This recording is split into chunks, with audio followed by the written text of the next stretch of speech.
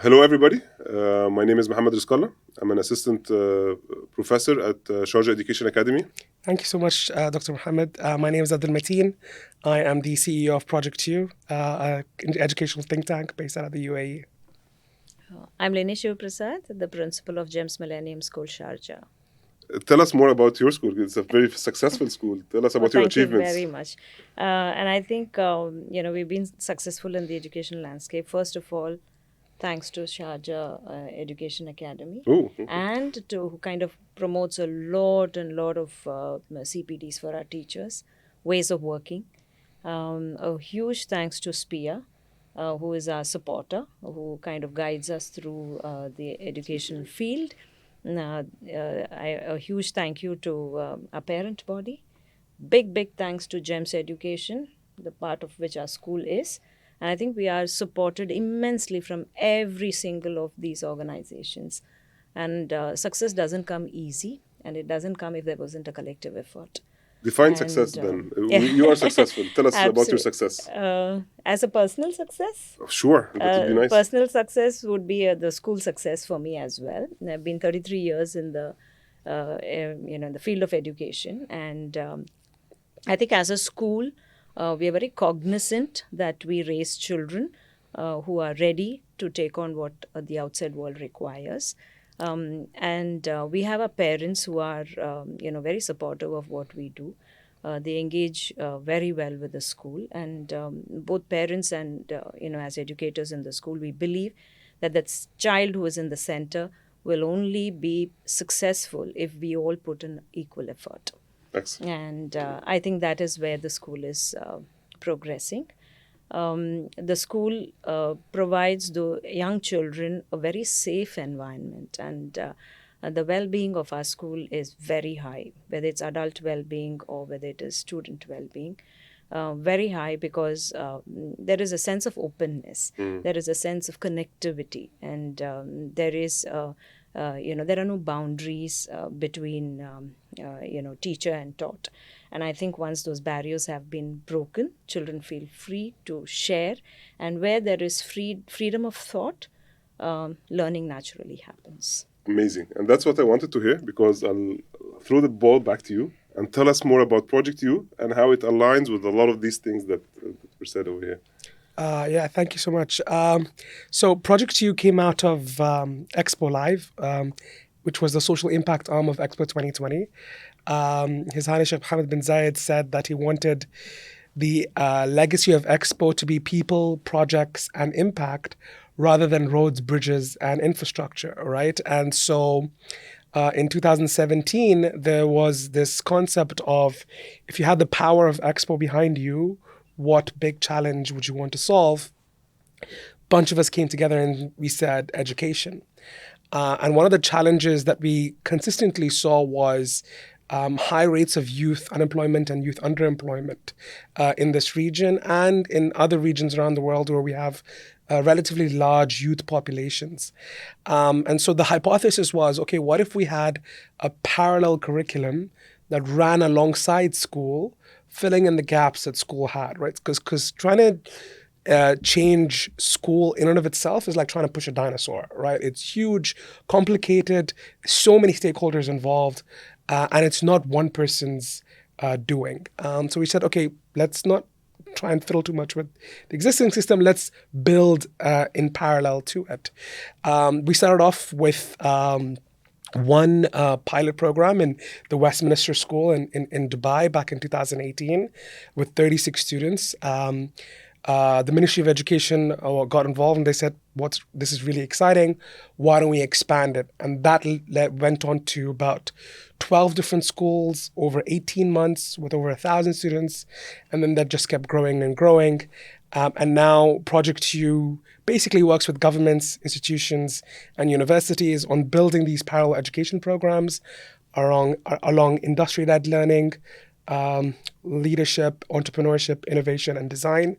Those are the 5 sectors that we feel are incredibly important for students in the world of work, but are not fully being taught in school in a systemic way. So that's where our focus is, and over 8,000 students have been part of our programs so far. So you one of the challenges that you mentioned is that you had a vision, and that vision could be implemented in schools, but it would take a lot of effort. So you decided to do it on your parallels. Yeah. Can we say that the effort to implement it on a school level is less challenging now? It definitely is. See, like there was two things that we really wanted to solve, right? So anytime any new concept that needs to be taught, first thing is let the teachers go teach it. Sustainability, for example, or robotics, or any other thing, right? But what we've realized when we actually started seeing in schools, teachers are under a lot of pressure as is. So just throwing new concepts on them, their question is, okay, what do you want to remove from my table, and so that I can teach this, right? And they're already teaching critical things. They're not teaching fluff, right? They're not teaching stuff that we can easily like remove and replace with something else. So respect to the system that's already there in place. And we said, okay, let's kind of be realistic over here and see how can we scale in the most massive way possible by creating this parallel program, right? And that's kind of where we saw kind of like a symbiotic relationship. A lot of folks in education, they're like, education needs to be turned down and developed into something else, right? Not easy to do. And I always feel that if education had one chance to evolve, it was during COVID. That was where everything was shut down, and all the stakeholders had a big, huge opportunity to completely change into e-learning, into whatever, right?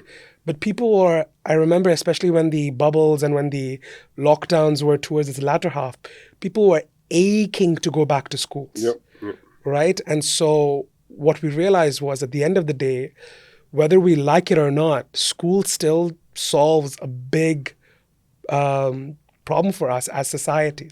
Yeah, and it's a societal kind of vehicle. Exactly. For a lot of people, it's a social vehicle, it's a cultural vehicle, and exactly. so on. And so, and I think that's what's exciting to see now, and that's what I'm really curious to see with all the success that's happening at the school.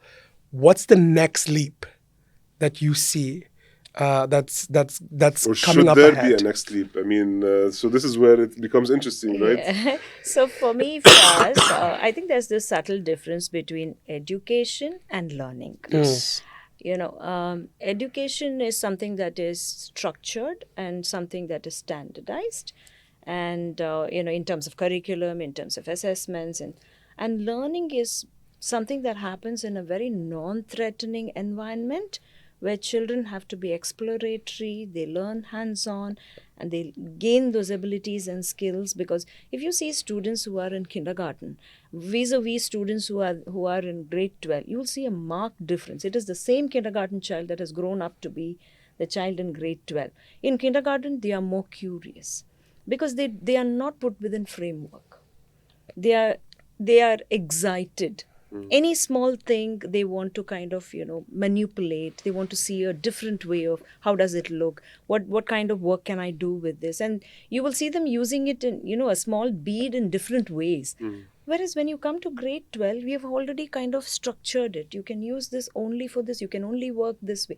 So I think there's that subtle difference between what education can do to a person and what learning can do to a person. So how can we bridge that gap? So bridging the gap is important. For example, if you ask an educator, and the world is changing in terms of that. They are trying to kind of, merge this. As you said, Matheen, you can't do without certain norms that education has already put in. You can't do without it. You need to have focus. There should be some structure to what, people are doing inside schools. But if that school can open the concept of learning, of critical thinking, of collaborating, of cooperating, of communication, that's learning. The world today needs people who come out with these skills. It's not about information. Schools can't be information dispensers, or teachers cannot be information dispensers, because the information is everywhere. Which child today has no access to information, and information of different kind? So what can the child learn in a school to decipher between what's right and what's wrong? Where do you take the information? What do you do with that information? What do you do next? Questions asked like why? Why not? What else? How else? These must become the core of education. And how do you, as a leader, foster some of these kind of environments so that your teachers are not dispensers of information, but rather facilitators of competences and skills and knowledge? So it requires, whether they are change makers, whether they are policy makers, educators. I think we have the biggest role to play in bringing or amalgamating that learning with education. And one is about teachers being relevant to today. You may have a degree that came from years ago, and if you're still following that, you're not relevant to today's field of education. You're not. I like that. So when you have to be relevant, it means to say, one, you have to understand, cater to the students. You should know the abilities of your students. If you need to know the abilities of you need to know your student very well. It's not just the name. This child is associated with the name. It's not. The child is associated with various skills and abilities. What have you as an educator got to do with just the name rather than what are the abilities that name carries? Do the teachers have this opportunity to cater for the curriculum and cater for every student's needs and every student's ability and development and so on? Like, how do they find the time? So is time a constraint? No, not at all. Oh, really? I don't think time is a constraint. Unless and until you have a lot of managerial work and administrative work that's being given to the teacher. If the teacher is in the class with students, I think the core becomes development of the child. Nothing else matters. So it isn't about you drawing out lists, collecting something. Take away that from the teacher. Me being a teacher of teachers and me being a teacher myself, the challenge that I always faced was, well, you have to finish the curriculum. And then there was this kind of a beast that we had to in terms of assessment. And yeah, I mean, this is how we were assessed as teachers. And I think a lot of the teachers that I teach suffer the same. Like, yeah, these practices are great. How am I going to use them and when and how? And how will the school appreciate this and so on? So how do we, as school leadership, overcome these challenges? And then I will get back to Matheen. Like, you said something that, why is math important? Why is physics important? So I wanna relate these two concepts together because a lot of the students would say, well, that this teacher is irrelevant. This teacher is a dinosaur. It's boring. I'm never gonna use this ever in my life. And if you are going to convince me that in order for me to learn Pythagoras is to think systematically and consequently and so on, well, I can do that with doing real life things. So how do we get the teachers to understand or to find the passion without overwhelming them with being an employee that has to finish certain kind of... So I think we have come a long way, Dr. Mohammed. It's not that, teachers today crib that there is no time to teach or to, engage children in. First of all, I think teachers as teachers, the name teacher need to be taken out. They have become a facilitator. But I think even facilitator is overused. And actually, I think so. Yeah, everybody is using it today in different contexts. So, yeah. So, there are so many modern technology and modern pedagogical practices. It's important for us to learn them. Mm-hmm. It's important for us to practice them, and they have all been evolved to make our lives better, to make it more relevant for the learner in the class and not for you as a teacher. Yeah. Absolutely. Isn't it? Mm. So you were talking about flip, right? What a great concept it is. But if you can marry that flip with the modern pedagogy, with using, integrated technology or let's say, innovative ways by which you can develop a lesson plan, you can develop beautiful lesson plans, great critical thinking questions. You use that and not just use it because it is there, but use it in relevance to the student in the classroom. You've made yourself wanting in the class. Yeah. Your students will never want you to leave the class. Bring gamification. Bring storytelling. But then what if they do that and the format of the exam was So that's where education in terms of standardization needs to also evolve. Okay. So you can do the standardization with having learning that is relevant to And today's I think time. this is the biggest challenge. It is a challenge. We're not saying, but then what is life without taking challenges? Of course. Without overcoming those challenges? And then you bring children into your teaching processes rather than you being the head of the class and just disseminating information. You bring them and put them together in that learning process. It works. It works. Of course, there must be amazing practices that would work, that would align standardization with real life applications of knowledge. And this is where I want to ask you, like, have you seen from your work with the students that some of the students use these kind of academic learning standards in their everyday life, or do they use more of their experiential kind of way of dealing with things? Because you said it's an important. This is a very, very multifaceted question, right? I will say this though: for any education model to succeed, you need a student body that is capable of handling the information that you're trying to put in, right? And I always give this example whenever students want to ask me for advice on universities and stuff. I said 2 + 2 = 4 in Pyongyang University and 2 + 2 = 4 in Harvard University, right? But why is studying in Harvard or IIT better than studying in a third-rate university? It's because of who you're sitting next to, right? And so when they say 2 + 2 = 4, the student next to you is thinking 4 atoms. Or they're thinking about, 4 nuclear reactors. Or they're thinking something really, really advanced. And in a third-rate university, they're thinking in a very, very, very simple, very rudimentary way, right?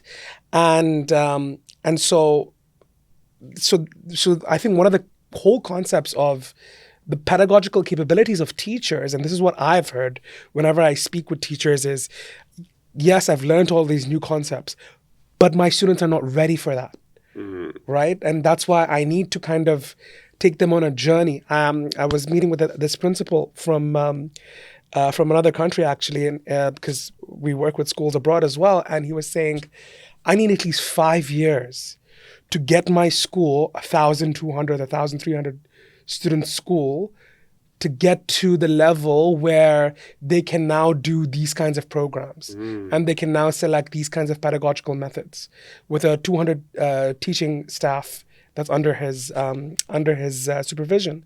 So it's not easy to take that population, the system-wise, right? On the other side, to try and answer your question, Elon Musk has a school which was quite famous. I think it's still running. And the whole concept of that school is trying to teach first principles. So, and the first principles in 2 things, physics and economics, right? If you learn the basic concepts of physics, and if you learn the basic concepts of economics, you now have the fundamentals of becoming a great STEM-based entrepreneur. All right? Because physics allows you to understand how the world works. And by the way, physics was the fundamental way on how Tesla was developed, how SpaceX was developed, how the Boring Company was developed, how all of those things are really, really simple physics concepts, right? Because my background is in aerospace, the SpaceX rocket it's a reusable rocket. Yep. Right? And it has Merlin engines, which are basically small engines that are duplicated instead of this massive engine that NASA was building with the Atlas rockets, right?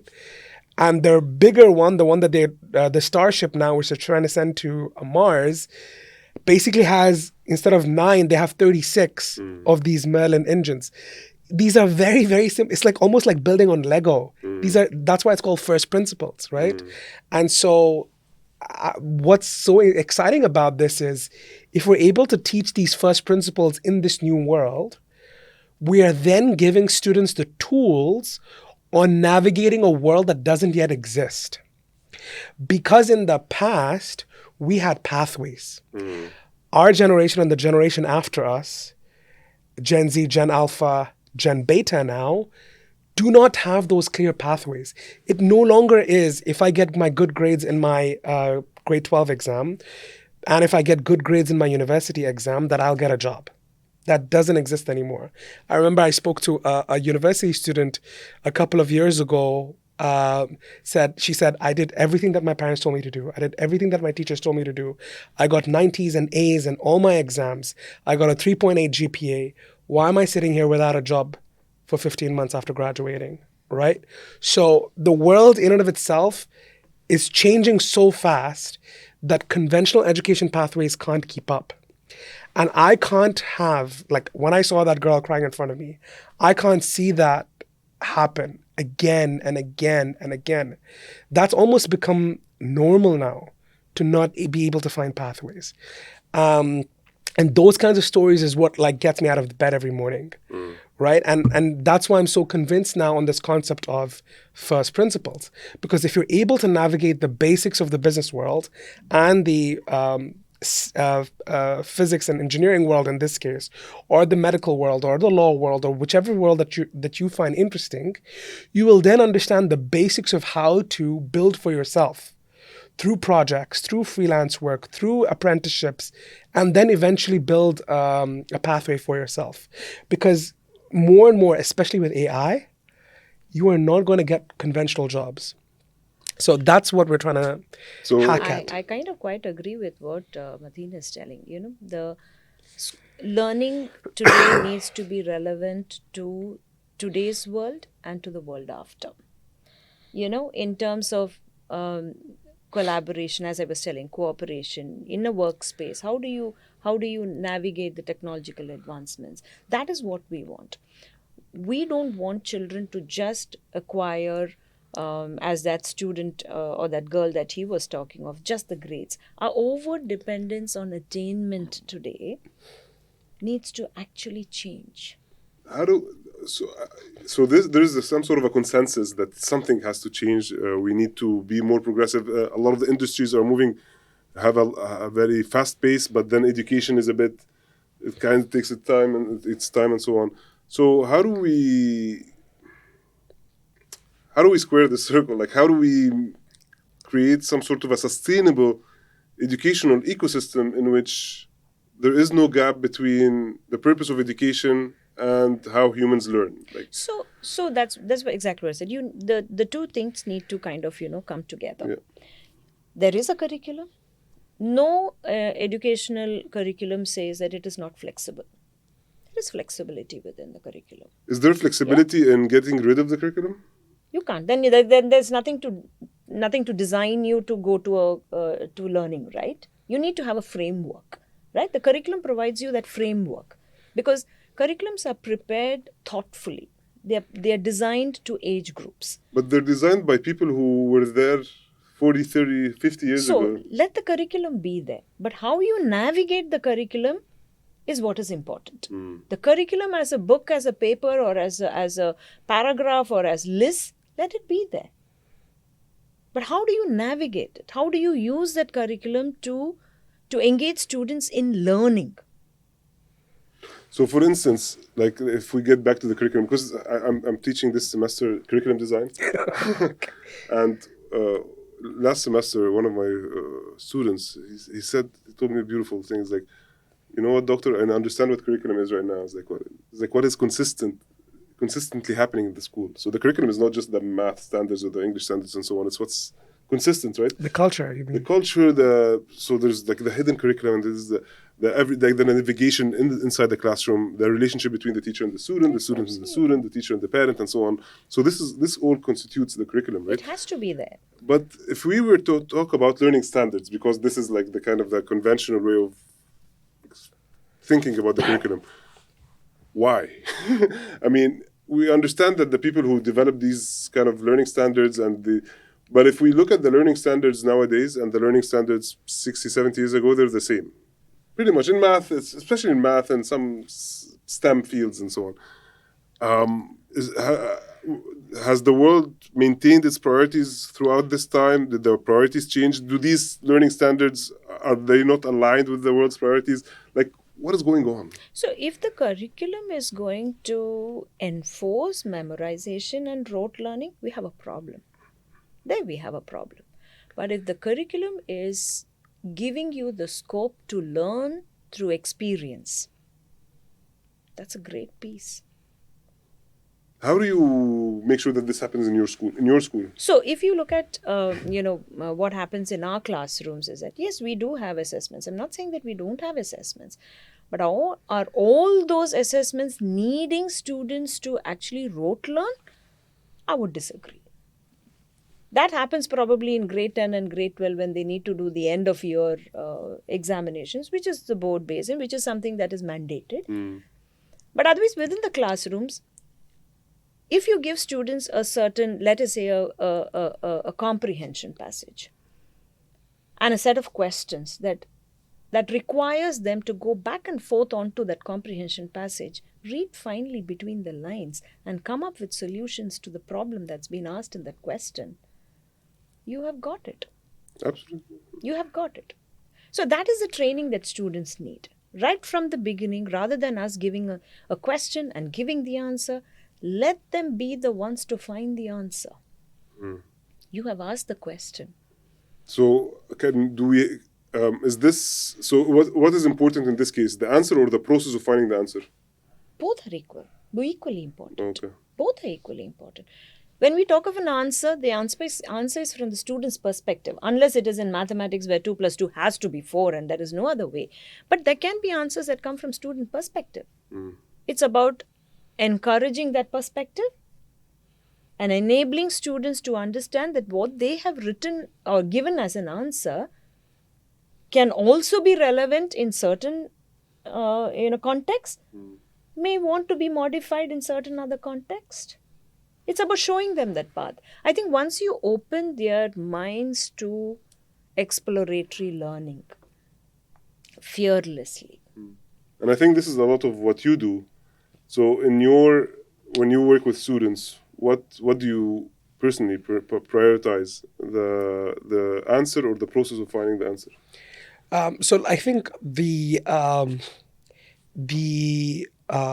scope is quite different, right? The kind of areas that we're focusing on is more around how do we take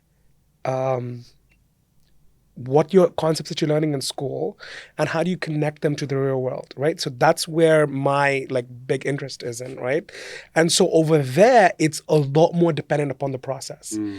Simply because in the real world, you don't have that much control over the outcomes, right? And so, but that's more on product development, research, project management, and entrepreneurship, where the results are really not in your hands, but the process is, right? And so, I think that's where there's a slight scope difference.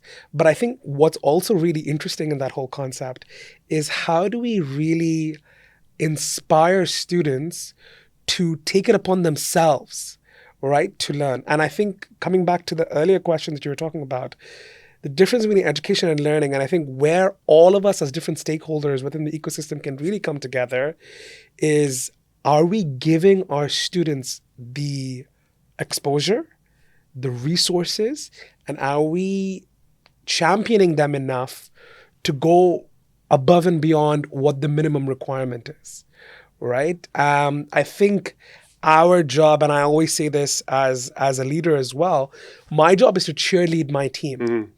And when their teachers going down on grassroots, working with students, my job is to cheerlead them, to then cheerlead the students to go get to where they want to go to, right?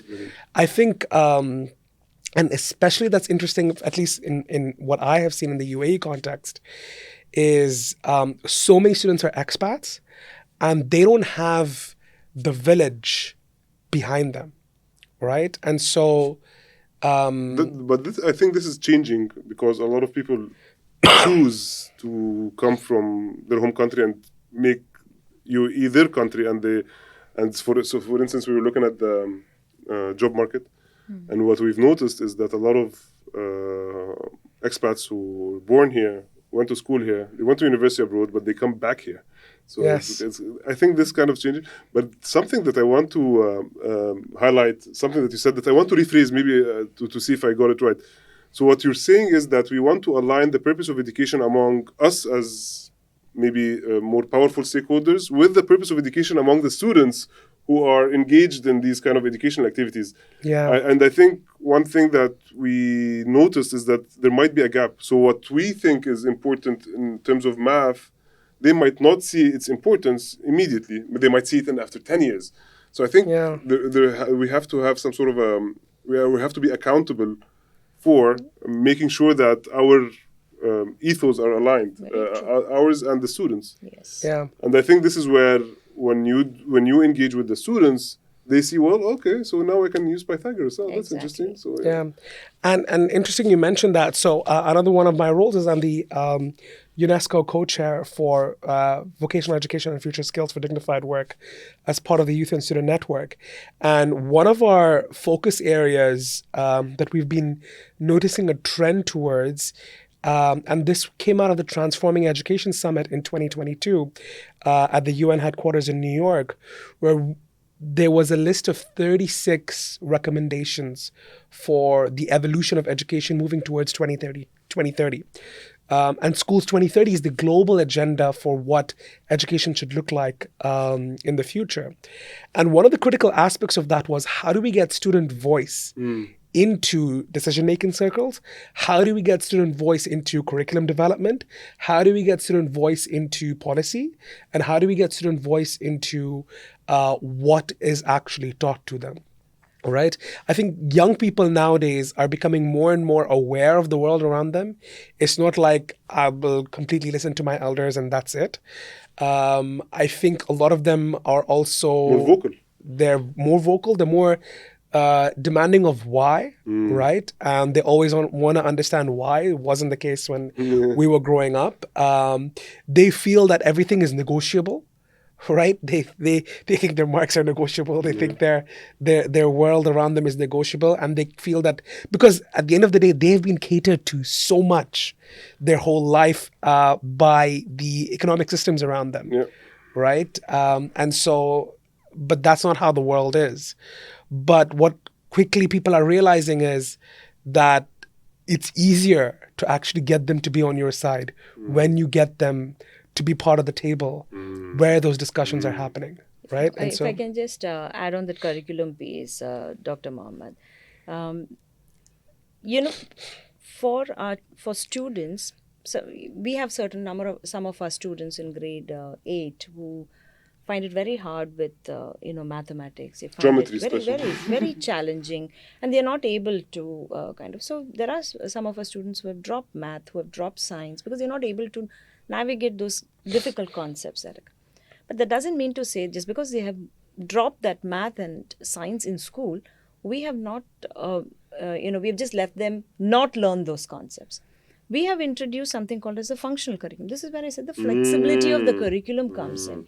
Where we have designed the curriculum for the student to learn certain things that are relevant to life. So why don't you do that from the beginning? Why don't you do it from the beginning? Yeah. If it is a possibility, if we as a school can build that, for some of our students, like I remember, we have a curriculum, a functional curriculum for math in which we teach children conversions.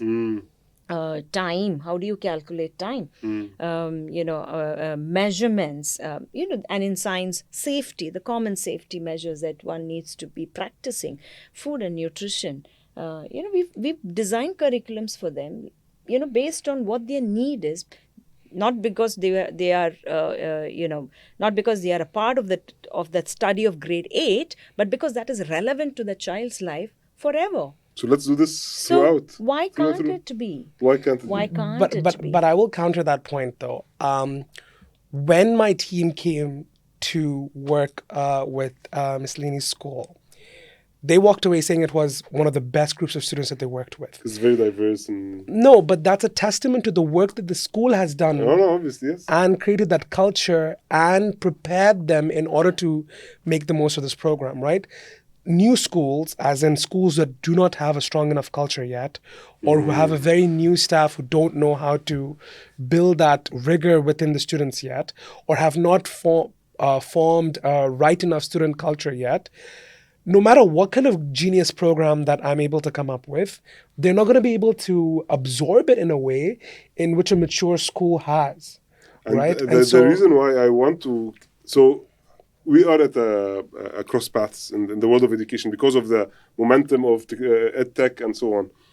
And my personal view is that let's go back to basics. Let's just forget, let's rethink what the purpose of education is and build the school around it and build the ecosystem around it, as opposed to let's just do what we have been doing for the past 30, 40 years. And that means that we will probably go back to teaching these concepts, even if they will not need it immediately, but there will be a different why to it. So in 50 years ago, when they would teach us math, they would do it because of a very specific purpose that has long gone. I mean, these people don't exist anymore, right? Yeah, exactly. So let's teach the exact same math, but let's change the why.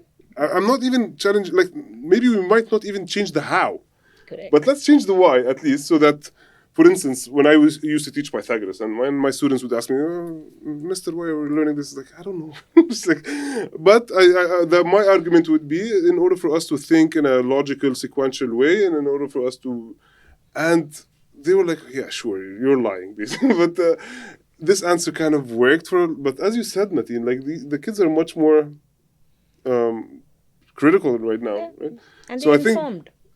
Very well informed. Very well informed. So let's teach the exact same concept, which, sure, let's learn math for the sake of math. It doesn't have to have a reason. But this is where context needs to be given, right?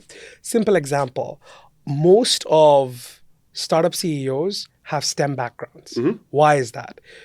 Even though CEO is more of a business role rather than a technical role, right? That's because technical information and engineering education, for example, gets you to create those logical thinking patterns that students in another stream may not necessarily be able to develop. And we're seeing this. If you look at the top 500 companies in the world, majority of their CEOs have a STEM background, at least a bachelor's in engineering, and they might have done an MBA or a PhD in business to become a CEO, right? So there is elements, but that's where, so there's also this concept that I've been kind of battled with, right? Great schools and great universities are unparalleled. The experience that you get from them is phenomenal. Where your problem is the latter half, the laggards, right? That's where you have weak curriculums, weak standards, weak teachers, and that's causing a bad name for education. But guess what? 90% of the population, in fact, maybe 95% of the population, go to this second half. Right? I mean, the second part, right? Not everyone can afford to go to the best schools. Not everyone can have the opportunity, even if they can afford. They might not have spaces, right? And so, so the question then becomes, okay, do we? But when you look at history, so I studied this. Even when you talk about the greatest empires that ever lived, you always had your elite student or learning institution. In India, thousands of years ago, in Istanbul, in the Middle East, in Africa, and in other parts of the world, you always had your elite educational institutions. But that was your top 1%. That was your top 10%. The vast majority of the population were still illiterate, right? Even when they used to call the golden age of the Arab world, still the vast majority of the population was illiterate. Right? So what we've changed education now, where everyone has been brought up to a certain level. The question then becomes, all this new educational pedagogies that you're talking about, is it for the masses or is it for the top 10%? And is it necessary? That's not an easy answer. Yeah, I'm still figuring it out. Pedagogical practices have evolved, have changed. From the time we went and learned, and got our degrees to to teach. And from there on, if you ask what, and let me tell you, I think COVID has been one of the best times when I agree. teachers evolved. Yes. We evolved. We would never have done a digital learning piece Policies, laws, everything evolved. exactly. So I think in pockets and in phases, um, teaching has evolved. And teaching has evolved and needs to evolve further to be more relevant to today's students. For example, everyone's frightened of a chat GPT. Why are children using chat GPT?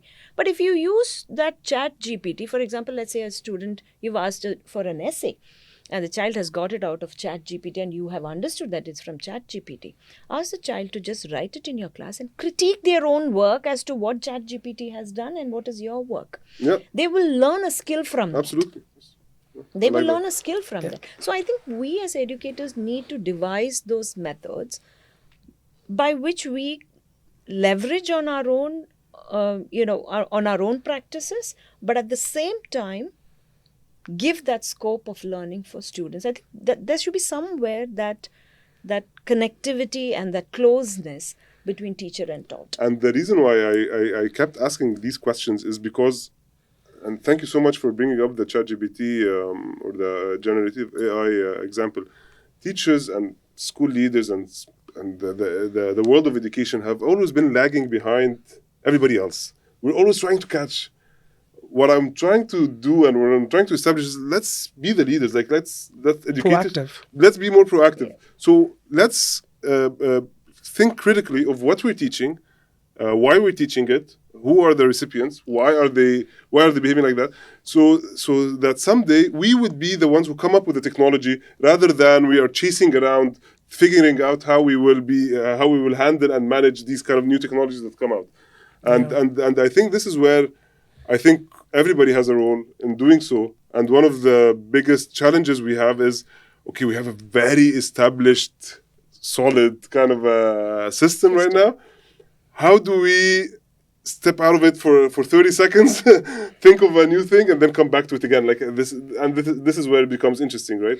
And I think that's where what's interesting to see now is SPIA's new strategy with how the movement is towards skills and competencies rather than just content and curriculum, right? And I think that strategy, as it comes out over the next couple of years and as that gets assimilated within schools and the rest of the ecosystem, I think Sharjah, first of all, and I've been saying this to everybody within the ecosystem, we need to do at a global level. I'm actually trying to get UNESCO to come and study this more. You're one of the few places in the world, I think maybe the only place in the world with a 4-day school. And it has been very successful. Model, right? We have research to prove that. and on top of that, how do we then, now if we then say, okay, our requirement as regulators is we want skills focus rather than just content focus. What kind of impact does that have on the market, right? And I think regulators have a really, really interesting role of signposting, right?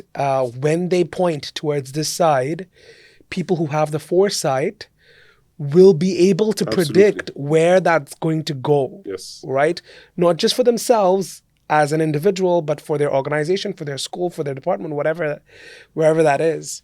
And with this new shift towards skills, I'm really curious to see where that goes. So I want to take from where Matheen brought the skill piece.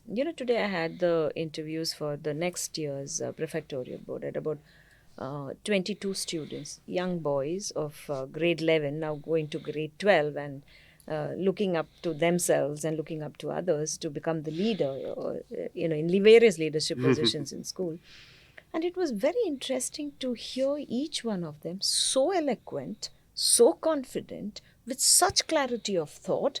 And these were young boys who were ready to even share certain, probably what we call the dark times of their lives, where they felt they were totally unsuccessful, where they felt that they kind of exercised authority on others, Wow. and how that learning has transformed them today. I mean, Amazing. they are as young as 16 to 17-year-old, and with so much clarity they were able to speak that. And that wouldn't have come if we did not give in every lesson of ours, every class of ours, students the opportunity to collaborate and to express. And the whole idea of skills is like right now we have been seeing it more and more, that how important it is. It is. So much so that I think and this will be announced during the summit, in SPIA's strategy, like skills is one of the most important elements. Because content pillars. is everywhere today.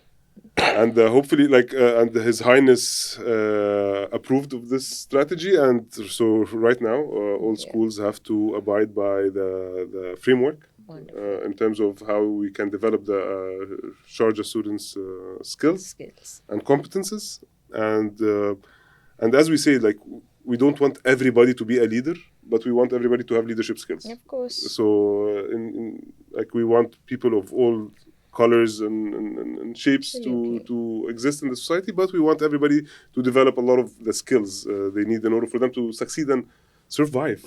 And I wanna end with this kind of point, right? Because I think what we have in this ecosystem of Sharjah is so unique in the world. Absolutely. Right? When I work with students in the US or in Australia or in Malaysia or in India, a lot of them know their context. They know their culture. The majority of them do not have the emotional intelligence of dealing with people from other contexts, other backgrounds, other faiths, other cultures. But living in Sharjah in such a mixed environment, and that harmony and coexistence that we have, allows students coming out of here to become global leaders. And they are. Right? Because they have that emotional intelligence, coupled with your education output that you're coming over here, you have an unfair advantage over every other student around the world to bring people together, to have tact, and to have humility and compassion to people from different backgrounds, and to be a uniting force, right? Absolutely. And I think that's almost a superpower of students coming out of Sharjah. And as we always say, like UAE and Sharjah specifically has always been a transient city in the past 30 years. Now it's home. Now it's home for a lot of people. I was born here, and here I am. Right? Yes. I mean, this is interesting, and it can last for 12 more hours. Of course it can. Let's do it more often. This is an absolute pleasure. And let's always think of ways in which we as educators and people in the education system can leapfrog the other industries so that they come chasing after us, rather than we are trying to keep up with generative AI and the job market. No, let's create. And I think we can only do this by sitting together and having more talks and inviting even more people in and so on. Absolutely. It's an absolute pleasure. Thank you so much. Thank you so much, Doctor. See you soon, inshallah. Thank you. And thank you. That is very. Thank you. Thank you.